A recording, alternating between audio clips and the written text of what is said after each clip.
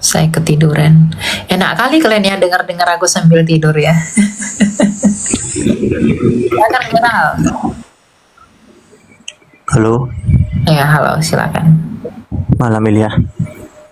Oh ya, malam-malam, silakan. Benar. What are you going to ask? Ilya, bisa saya bertanya ini soal apa? Ya kan ke atas memang mau bertanya. Itu bisa contohkan yang lebih detail maksud apa? Biar ada orang lebih mengerti itu maksud menghujat Roh Kudus itu kayak bagaimana sih? Contoh yang lebih detail ya. Ya, apakah kamu sudah menghujat Roh Kudus? Menurutmu? Ya bagaimana itu maksudnya? Enggak. Menurutmu kamu udah menghujat Roh Kudus enggak?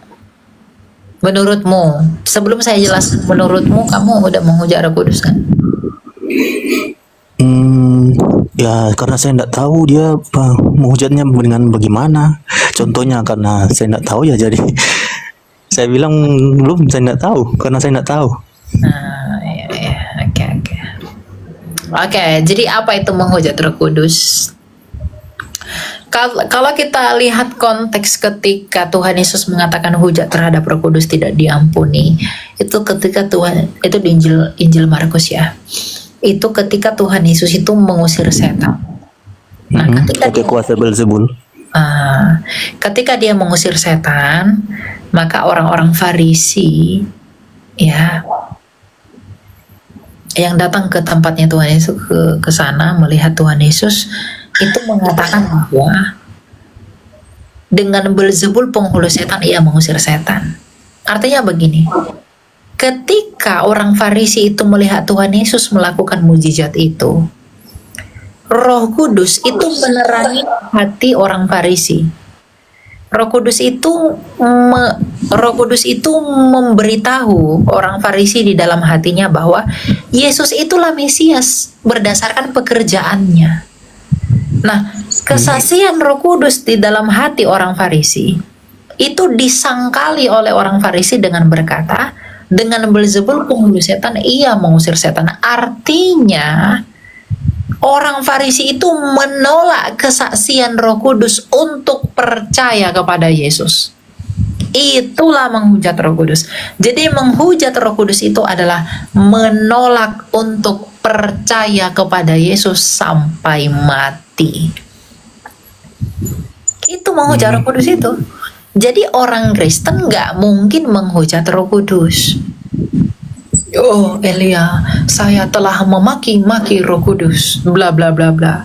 Tapi setelah itu saya merasa bersalah, lalu saya minta ampun sama Tuhan. Itu belum menghujat Roh Kudus. Kenapa?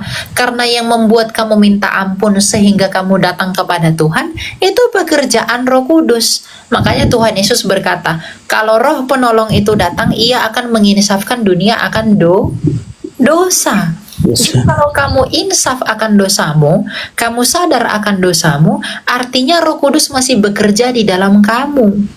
Jadi separah apapun penghinaan yang kamu lakukan, separah apapun kejahatan yang kamu lakukan, tapi ketika kamu menyadarinya dan kamu meminta ampun sama Tuhan, artinya Roh Kudus itu masih ada di dalam kamu.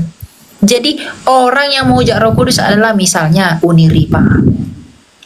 Kalau Uni Ripa sampai mati tidak mau percaya Yesus, dia menghujat Roh Kudus. Kenapa? Karena dia sudah diberi pengertian tentang Yesus. Juma itu sudah diajari ini, Yesus itu seperti apa, bla bla bla. Tapi kalau sampai mati dia tidak mau percaya Yesus, menurut Tuhan Yesus dia menghujat Roh Kudus. Kenapa? Menghujat Roh Kudus itu adalah karena dia mendukakan Roh Kudus selama-lamanya. Ketika kita menolak Yesus, Roh Kudus itu akan berduka. Dan sampai mati kamu menolak dia, maka Roh Kudus itu akan berduka di dalam kamu. Karena kamu menolak dia. Sukacita Roh Kudus itu datang kalau kamu menerima dia. Tetapi kalau Roh Kudus itu kamu terima, dia akan bersukacita. Tapi kalau Roh Kudus itu kamu tolak. Oh iya. Gitu. Jadi itu definisi dari menghujat Roh Kudus. Oh iya, Elia bisa terakhir saya bisa bantu saya kayak begini. Pertanyaan itu pernah ditanyakan adalah ada seorang yang beda keyakinan dengan saya. Hah? Sedangkan kan dulu saya Elia kan waktu zaman saya masih SMA, masih kuliah, saya kan saya curhat sedikit ya Elia, tidak sampai satu menit. Saya kan dulu tidak, jujur saja saya tidak terpakai di dalam segala bidang apapun Elia. Dan saya berbuat selalu berdoa waktu itu. Saya bilang, Tuhan, manusia tidak perlu saya, manusia tidak butuh saya, Tuhan saja dia yang pakai kalau bisa saya bisa berguna. Dan akhirnya itu tiba di beberapa waktu lalu, dia dengar, dia kabulkan doa saya itu. Dan akhirnya saya dikeluarin dari, dia keluarkan saya dari lingkungan saya, di zona nyaman saya. Saya pergi sini, tidak ada siapa-siapa, dilepas begitu saja. Itu bagaimana saya Elia selanjutnya, apa saya harus bagaimana? Saya tahu ini dia ketiga kecelakaan itu, saya dibalikan, disuruh hidup kembali untuk ada yang dia mendengarkan itu permohonan saya waktu itu Elia. Makanya dia tempatkan saya di sini. Saya tidak punya keluarga siapa-siapa di sini. Saya tidak ada siapa-siapa di sini yang bisa. Bahkan saya ditaruh di tengah kayak di domba, dilepas di tengah-tengah serigala. Orang-orang saya berikan minta sama Tuhan Yesus kemarin itu. Saya bilang, Tuhan, kirimkan saya saja, pakai saja saya, kalau bisa saya bisa berguna sama Tuhan. Pakai saya, kirim ke tempat yang belum mengenal siapa Engkau Tuhan Yesus. Akhirnya dia dengar itu. Dan sekarang dia taruh saya di tengah-tengah orang yang tidak mengenal siapa Yesus, tidak mengenal siapa dia. Dan ini pertanyaan itu yang salah satunya yang tadi saya tanyakan itu, soal lebih rinci tentang menghujat Roh Kudus. Ada seorang yang berbeda dengan keyakinan, yang pendidikannya tinggi, lebih tinggi dari saya. Dia bertanya soal itu, bagaimana contoh tentang penghujat roh, adakah dosa di Kristen yang tidak bisa diampuni? Saya jawab, ada satu. Dia tanya apa itu? Saya bilang menghujat Roh Kudus. Tapi yang dia tanya itu ada, saya jawab, tapi alangkah baiknya, lebih baik kebetulan saya dinaikkan di sini, saya mau lebih tahu, lebih jelas kepada orang yang lebih tahu kan tentang itu, apa barangkali apa yang saya nyatakan kepada dia salah atau betul. Jadi kira-kira menurut Elia apa yang saya harus lakukan di sini, di tempat yang bukan tempat saya? Ya, karena itu permintaanmu kepada Tuhan dan Tuhan telah mengabulkannya, maka bertanggung jawablah atas apa yang kamu lakukan dan setia dalam itu. Saya juga sudah diperhadapkan dengan kemewahan, tawaran-tawaran duniawi, tapi saya tahu itu duniawi. Jadi saya tidak mau. Saya berpikir ke belakang itu, setelah kecelakaan itu saya sebenarnya itu sudah mati, tapi saya masih bisa, puji Tuhan, saya bisa hidup kembali. Dan akhirnya dia setelah kecelakaan itu, Tuhan langsung menjawab itu doa saya itu.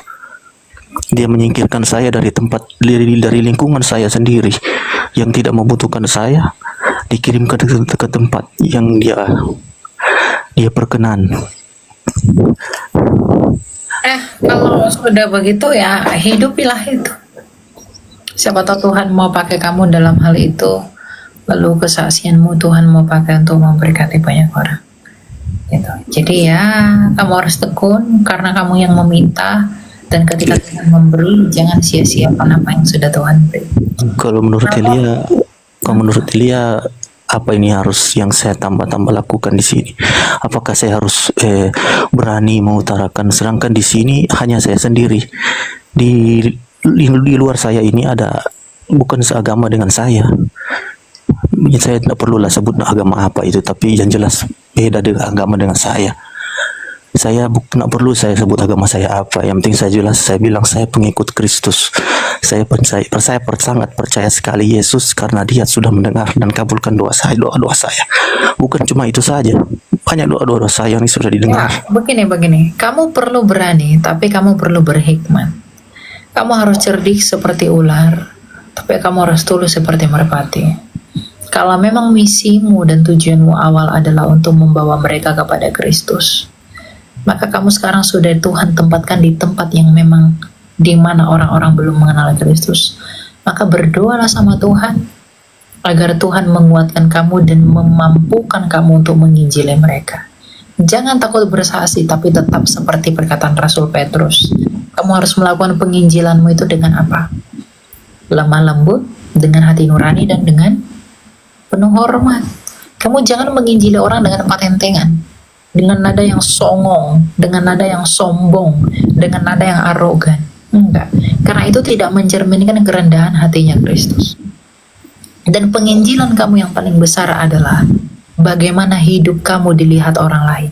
Kalau kamu sudah baik di hadapan mereka, kamu baik di hadapan orang-orang yang ada di sekelilingmu, kamu melakukan perbuatan-perbuatan yang benar, orang-orang itu akan melihat kemuliaan Allah ada di dalam kamu. Sehingga dengan demikian itu adalah penginjilanmu yang paling besar yang bisa kamu lakukan bagi mereka. Ingat, ketika Nomensen datang ke Tanah Batak, dia itu tidak datang ke Tanah Batak tidak dengan bicara Yesus dulu.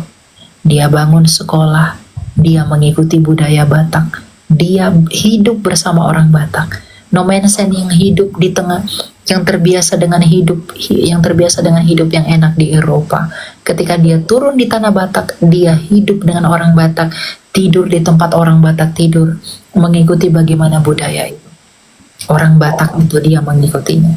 Dan akhirnya orang Batak itu melihat buah-buah hidupnya Nomensen, dan di dalam ketika mereka mulai menerima Nomensen, maka mereka Nomensen memberikan penginjilannya, yang artinya buahnya sekarang apa? Tanah Batak menjadi Kristen. Nah, kamu pun begitu. Jadi kamu, hidupmu itu harus dilihat orang sebagai hidup yang patut diteladani, sehingga apa yang keluar dari mulutmu itu berharga bagi mereka. Kalau tidak ada yang orang lihat dari kamu nggak butuh omongan dari mulut, nggak butuh. Kamu nggak bisa, aku itu baik loh, nggak. Kalau mereka tidak merasakan itu sia-sia. Jadi buat dulu mereka merasakan apa yang benar di dalam kamu, apa yang baik di dalam kamu, sehingga kebaikan kamu, sehingga kebenaran kamu itu menjadi pintu penerimaan bagi mereka. Dan kalau mereka sudah menerima kamu, baru masukkanlah Injil itu kepada mereka, agar kamu tidak tertolak. Makanya hikmat itu penting. Cerdik seperti ular, tapi harus tulus seperti merpati. Oh, Dan jadi jangan lupa berdoa terus sama Tuhan, ya. jadi harus dengan perbuatan, awali perbuatan dulu ya. Iya, kamu harus tekun. Tapi ingat, kamu harus minta bantuan sama Tuhan. Kamu nggak boleh andalkan dirimu sendiri, karena kita ini hanya sebagai hamba dan anak yang mau berterima kasih kepada Bapa. Gitu. Karena kita nggak bisa berbuat apa-apa di dalam kita tanpa Dia. Tapi Roh itu yang memampukan kita. Makanya kita harus setiap hari bergantung sama Tuhan. Gitu, ya. Oh ya, iya Elia, iya. Oke. Semangat ya. Terima kasih Elia, malam. Ya, semangat selalu ya. Ya. Gitu ya. Jadi itulah dulu maksud saya, bahwa memang segala sesuatu itu teman-teman, kalau kita telusuri lebih dalam, segala sesuatu itu pada akhirnya akan dinilai menurut cermin yang telah datang, yaitu siapa Kristus. Di dalam Galatia 3, Rasul Paulus berkata, hukum Taurat itu adalah penuntun sampai iman itu datang. Dan ketika iman itu datang, kita tidak lagi di dalam pengawasan penuntun. Kalau hukum Taurat adalah cermin bahwa kita orang berdosa, maka Kristus adalah cara kita untuk memperoleh kasih karunia yang daripada Allah. Jadi, seperti tadi ya, flashback ke tadi, kalau ada memang orang Tuhan panggil pada hal-hal tertentu yang dengan demikian dia harus menjalaninya, maka biarlah kita menjalaninya menurut kerelaan hati kita. Saya pun dulu begitu, saya bilang, Tuhan, saya mau melayani kamu saja, awal-awal saya menginjili. Dan ternyata Tuhan tuh nggak bawa saya kepada keadaan di mana saya nyaman. Saya tiba-tiba viral, saya tiba-tiba melejit, tetapi saya tiba-tiba harus dipersekusi beberapa orang. Saya harus lari ke sana kemari di dalam keadaan saya yang bukan siapa-siapa. Tetapi di dalam penderitaan itulah, di dalam pelarian itulah, di dalam kesakitan itulah, di dalam aniaya itulah kita melihat bagaimana cara Allah bekerja. Saya bisa hidup sampai saat ini, itu adalah bukti bagaimana Allah memelihara orang yang mengandalkan Dia. Saya bisa berbicara dengan Anda hari ini adalah bukti bagaimana Tuhan tidak akan membiarkan orang yang memperjuangkan namanya di dalam cara dan jalan yang benar untuk dianiaya oleh mereka yang tidak benar. Tapi jikalaupun itu terjadi, agar menjadi nyata bahwa berbahagialah orang yang mati dan yang kehilangan nyawanya oleh karena nama Kristus, karena mereka akan memperolehnya. Karena seperti apa kata Tuhan Yesus, untuk apa kamu memperoleh seluruh dunia ini tapi kalau kamu tidak punya hidup. Jadi matinya kita, hidupnya kita, itu semuanya hanya untuk dan hanya bagi kemuliaan Allah. Itu pesan kita pada malam hari ini, ya. Saya berterima kasih buat kalian karena saya harus istirahat. Saya tadi baru pulang. Saya tadi baru selesai ujian jam 4 sore. Saya harus melayani jam 4 sampai jam berapa tadi ya? Jam 9. Lalu besok saya juga ada pekerjaan yang harus saya lakukan. Saya berterima kasih buat teman-teman. Saya berterima kasih buat Tuhan bahwa Dia memberkati kita bertemu. Terima kasih. Saya mohon doakan saya selalu agar Tuhan selalu mengasihani saya, agar Tuhan selalu memampukan saya di dalam kedaulatan dan kasih-Nya. Dan saya juga berdoa yang sama buat Anda. Karena bagaimanapun, meskipun kita tidak bertemu wajah ke wajah pada hari ini, semoga kita dapat bertemu pada hari kebangkitan. Tuhan memberkati kamu semua dan kita semua hingga Maranatha.